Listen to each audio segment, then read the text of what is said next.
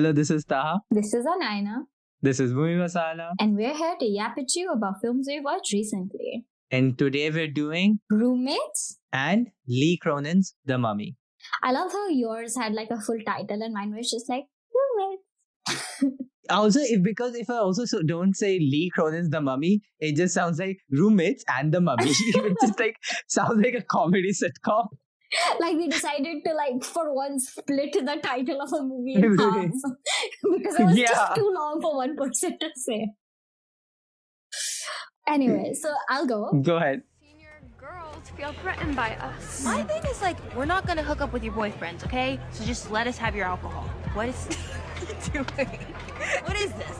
I don't want you to just stay in your room, babe, because that's sad. Okay, yeah, I'll send you a pic from the bathroom, I guess. Roommates is a new release on Netflix. It released on the 17th of April in the UK. It's directed by Chandler Levack, produced by Adam Sandler, Alan Covert, and Brian Kavanaugh Jones, among others. Among so many others. I'm looking at the list. There's 10 people who are produced. Yeah, and it stars as its two leads, Sadie Sandler and Chloe East. Now, if Sadie Sandler sounds familiar, it's because she's Adam Sandler's daughter. Nepotism for the win. Yeah, Hollywood is very hit or miss with Nepo babies. I'm thinking of Maya Hawke as a hit, for example. But then Sadie Sandler and her sister, I think, were both in You're So Not Invited to My Bat Mitzvah. Did we? No, I can't remember if we hadn't done an episode on it or not. No, we weren't doing this podcast when it released. Okay. This podcast is my life. I think everything is in reference to. Yeah, but so, and I didn't really like her in You're So Not Invited to My Bat Mitzvah. Okay. It just felt like another Nepo baby who just been handed a role. But in a surprising turn of events, I didn't hate this movie. Neither did I hate this movie, nor did I hate Sadie Sandler's performance, which I'll get to eventually. So I was scrolling through Netflix because I was like, okay, nothing at the cinema this week was interesting me that much. And I saw this and I was like, okay, this seems kind of my alley. It's like a college comedy film, disaster film. And I read a review in Letterboxd that said, this is if Bottoms was in college and had straight people. And I was like, okay, fine, interesting. That takes half of the fun out of Bottoms, though, I'll be honest. Exactly. And while I didn't agree with that, after watching the film, I don't agree with that review. It was enough to pique my interest, but the movie was still in its own right, it was quite fun. The basic plot starts with these two characters, Luna and August, played by Storm Reed and Ivy Wolf.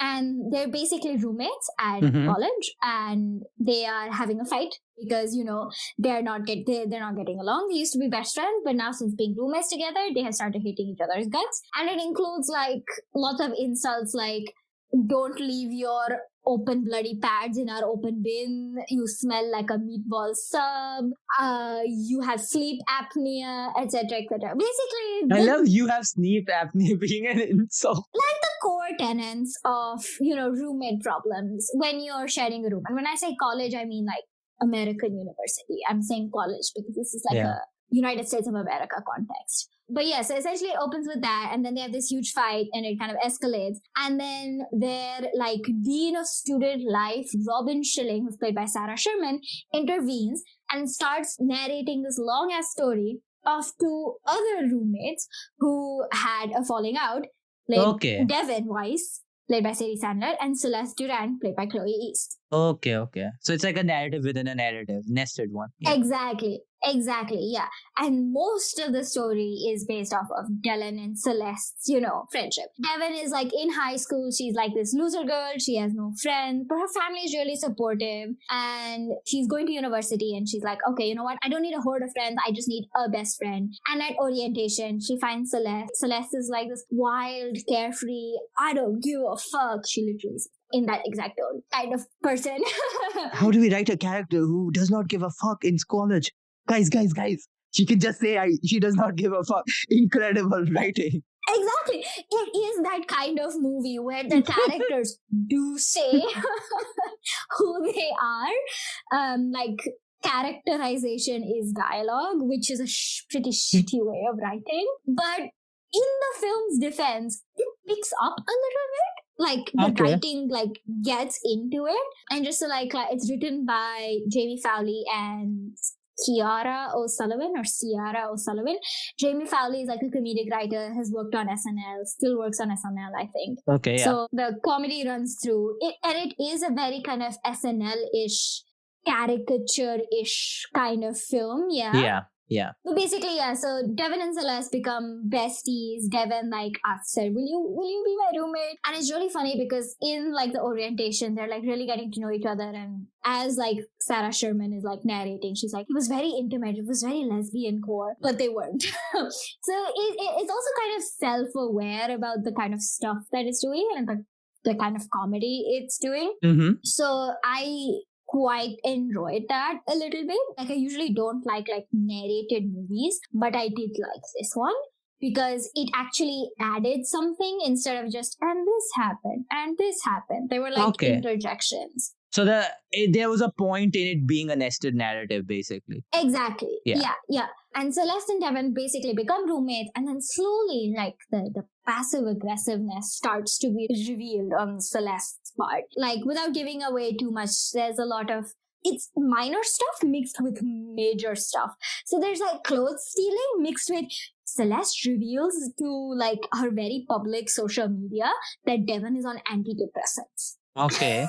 Yeah, the stakes are very like fluctuating in like the frustration that builds up with having like a roommate who you thought was someone but isn't, someone who you thought was your best friend but you really don't know them. Mm-hmm. Yeah, so it's kind of stuff like that, but that's kind of also the point is like Celeste is essentially friendship bombing Devin, where she does one frustrating thing and then one semi-nice thing, so Devin's like, ooh, okay, and then does an extremely problematic thing again.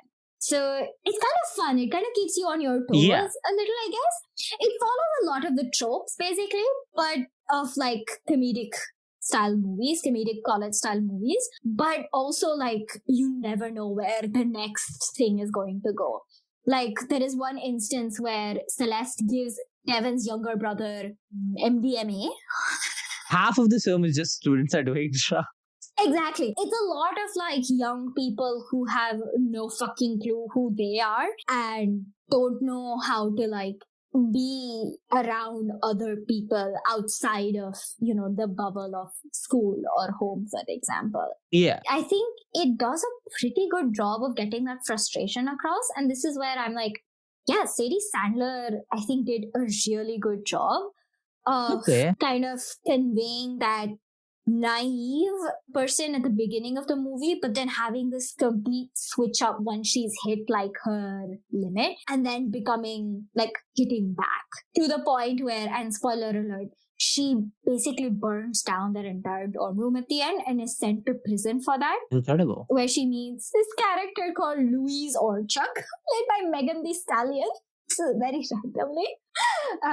Anyway, yeah, so kind of Sadie Sandler handles that switch up from like naive, lonely schoolgirl to like someone who's finding out who she is in her own right, like without anyone else, after obviously having been through like these really random and strange and kind of concerning experiences. But like she plays that really well, and I think it's also written very well, which is where I'm like, the movie in terms of writing really picks up as well for me. Fair. I think sometimes it's the case of like not knowing where to start but knowing what direction it needs to go to. One of the most famous examples I have is Spider-Man No Way Home, where I think that film's first 30 minutes are just badly written at so many points, but once that like whole establishing is done and all of the everything's like set up, the film does become genuinely much better written because it now knows what to do with its characters, but it doesn't know how to get itself there.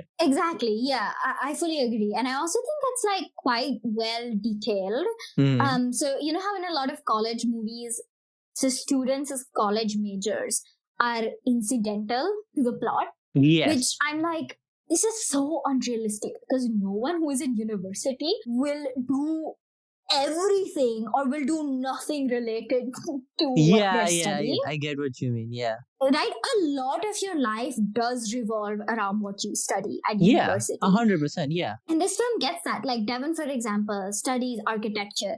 There's a reason why she's studying architecture. She's like seen in architecture classes. She's seen excelling. She's seen like studying for it. She's seen like presenting for it. And she's actually good at it. Like there's never any point where it's like, nah, she just did this because she had nothing else to do. She's rich, etc., etc. She doesn't Fair have enough. to. So Like, and I know you'll be proud of me for using this as an example. Like Legally Blonde? Question mark. yes.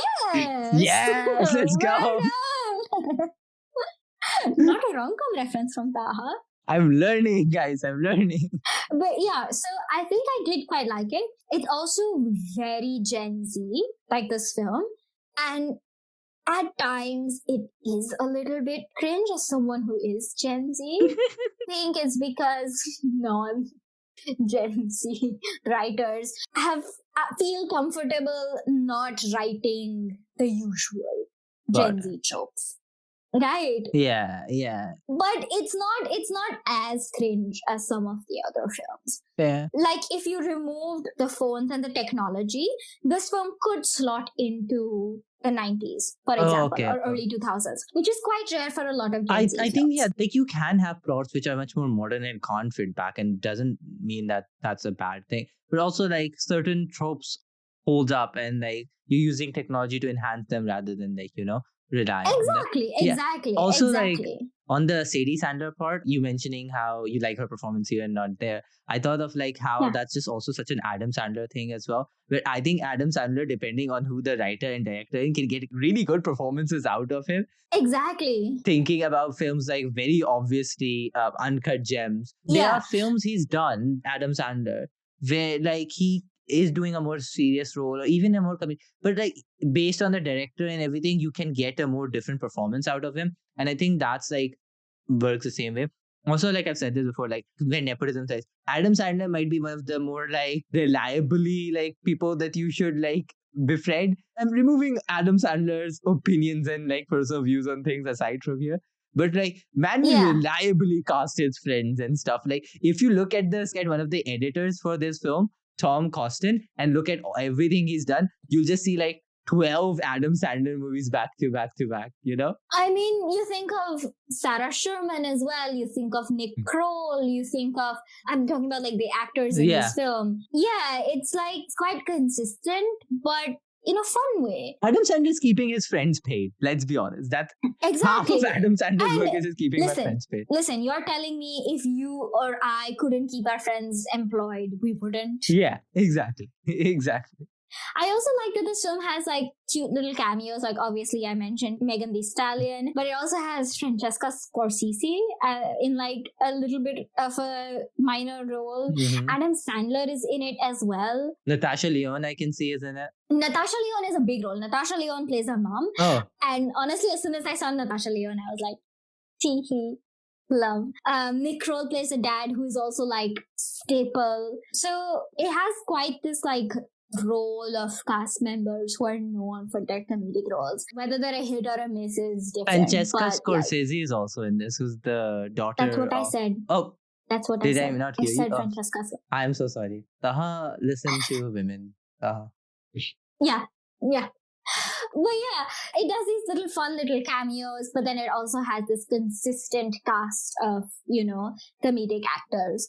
And they all do a pretty good job. Like, I wouldn't say this, like, is a film I would watch again, but I don't regret watching it, which is not something you can say for a lot of films on Netflix these days. So, yeah, I hope, like, as Sadie Sandler gets more roles, whether they're, acting in her dad's films or not, she keeps doing a good job. I'll also note that Chloe East, who plays Celeste, also does a really good job. She pissed me the fuck off, which is, like, incredible to do in, like, a film that's so self-aware and also, like, takes you out in and out of it on a regular basis. But, yeah, I think it was enjoyable. And if you want, like, a night after dinner to sit and eat dessert and watch a stupid film, I would suggest this one. Amazing. So, speaking of a film, which I do regret watching to some extent. Okay. Speaking of the opposite, right? Which is Lee Cronin's The Mummy. I can talk now, too. You're my favorite in the family. But you don't even know me. Exactly. That's why I want to know all the different things about you. Like what? Like how your little piggies taste. So I went in being like, I want to see what Lee Cronin does. The last film I saw from Lee Cronin was Evil Dead Rise, right? He's made other things, but that was like a bigger film that he made that I did see. Evil Dead Rise, I wanted to see because I've seen the Evil Dead trilogy. I do enjoy it, Sam Raimi. I was excited to see what Lee Cronin was doing with another like kind of established horror property. Like I knew this was not tied at all to like Brendan Fraser's The Mummy. It's its own thing, right? Which I think is fine. Like you don't need mummies to be something that's The tied to a idea franchise. of a mummy in a horror film is not unique. It's like it's done. Yeah, many, it's like many times. vampires as much, like, you know, just Exactly, tied yeah. to one of the bigger differences, I think, like other monsters, is mummies are much, much more tied to a specific country. Yes.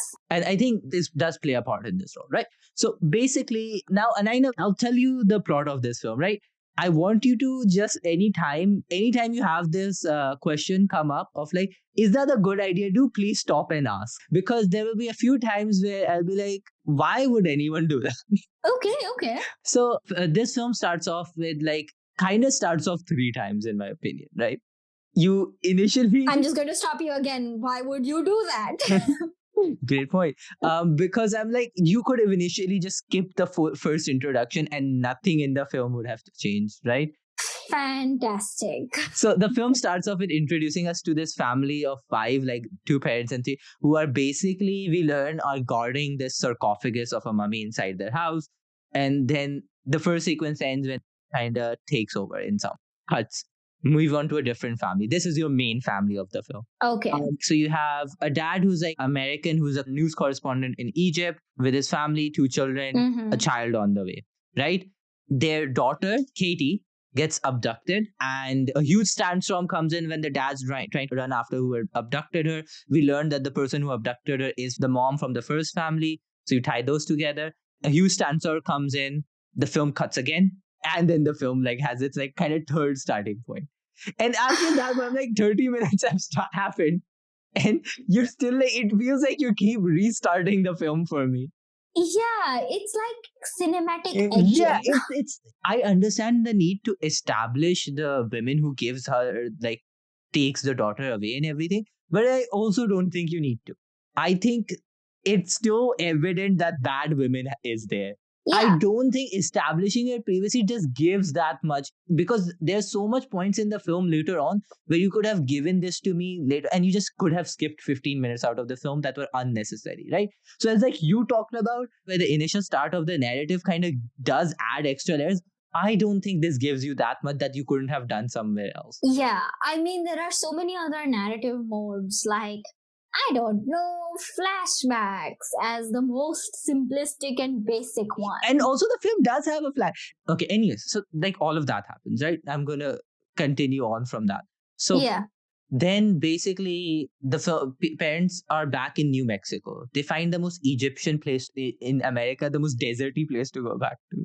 Of course, because if you've lived in Egypt once, you can never be away from Egypt. I will come back to the Egypt and how it's used in the film and how I have my issues with that. But let me go on, right? So that happens. And then basically they find her. Like a whole plane crashes, the sarcophagus draw. Turns out the doctor is in the sarcophagus wrapped in mummy bandages. And here the second thing that comes up, where like the parents are called to come back to Egypt.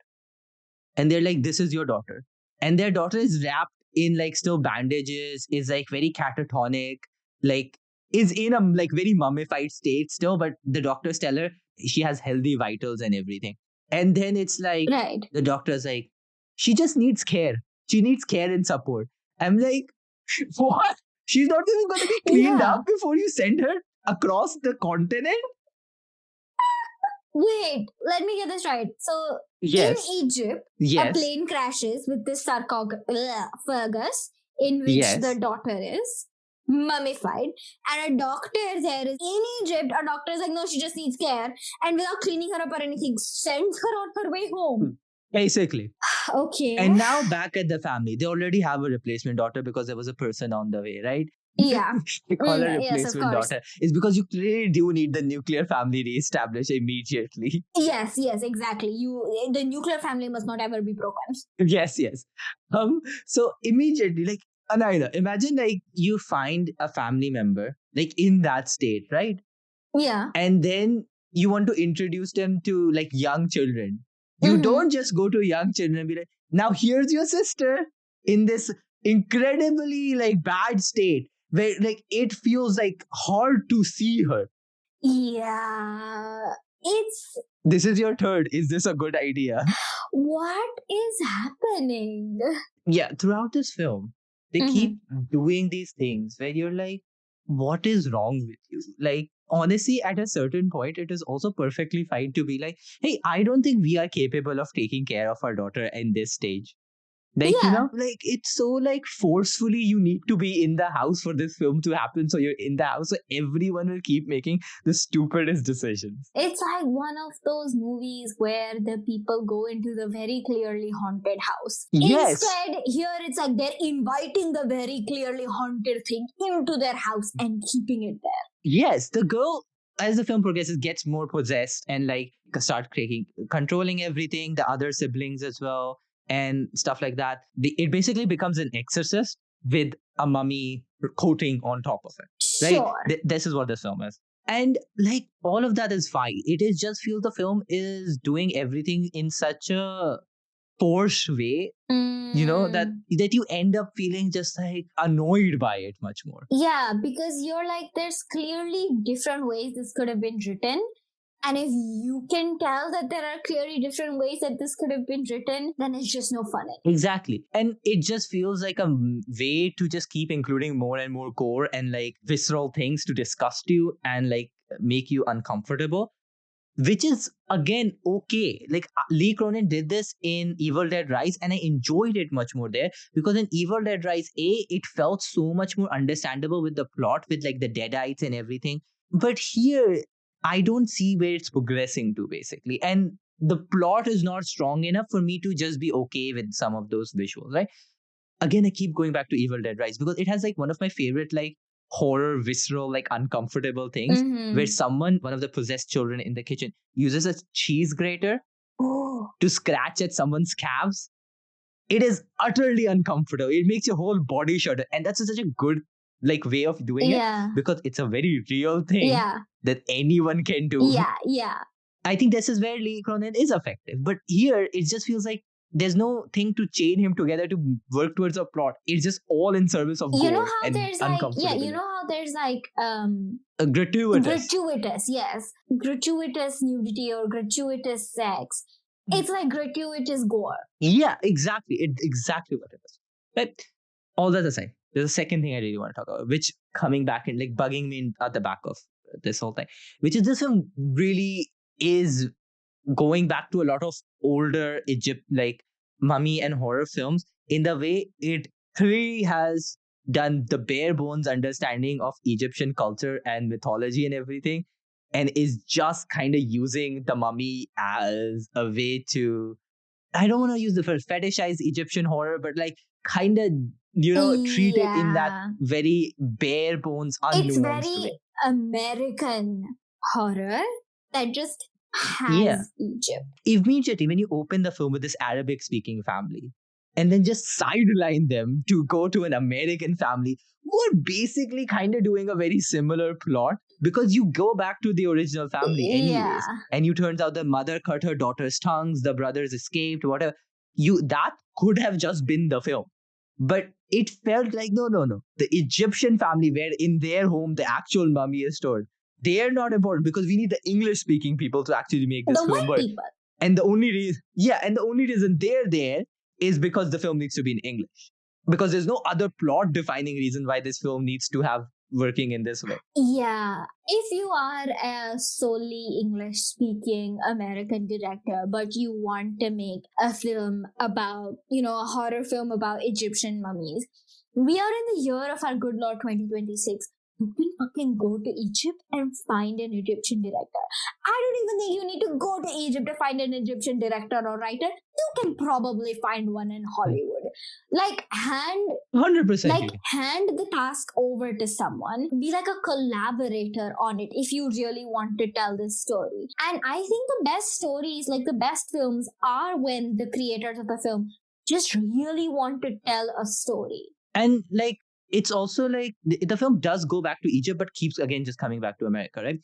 And it takes Egypt to America. It feels like a way of, again, I'm just going to take this piece of your country and this lore that I like and take it with me without really understanding a lot of it and just making up things I want along the way. Yeah. Right? There's another thing that's a small thing. And again, it's a thing that I don't want to necessarily say is done in a malicious way because I don't know the reasoning. There could have been other reasoning.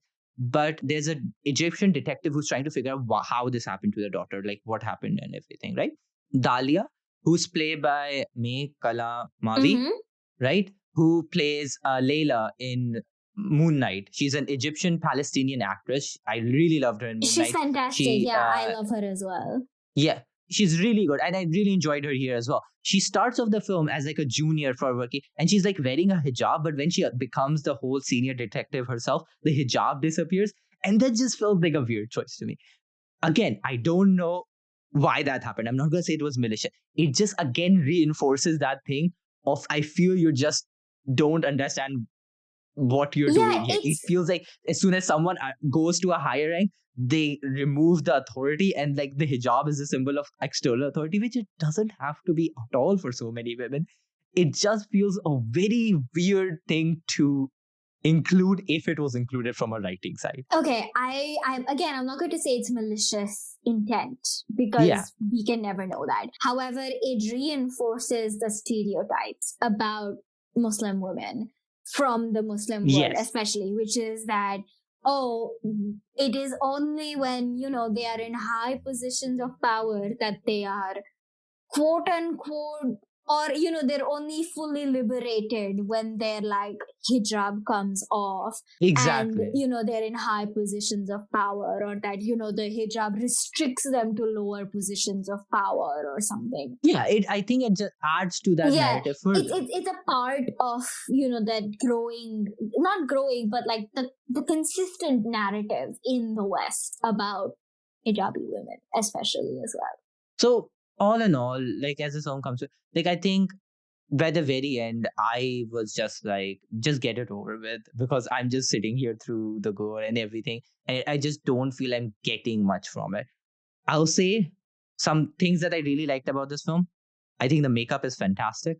I think Natalie Grace, who plays the daughter, does a great job. The whole makeup department, everything, when the gore does feel very visceral and comfort because the makeup does it fantastically. I really don't have much more to say. That I was great job. I mean, I'm happy to see Lee Cronin do something else if someone else is just writing it. I just don't want him to write his film again. Yeah. Or someone is really reining him in and he's working in under some bounds, because otherwise I just don't want a film which is just gratuitous violence and gore for the sake of it, under a disguise of a plot. Exactly. And that isn't even culturally relevant. Exactly. So, those were our thoughts. Thank you for tuning in. This podcast is produced solely by us with musical assets from Pixabay. If you enjoyed this, please do share it. See you again next time. Bye-bye.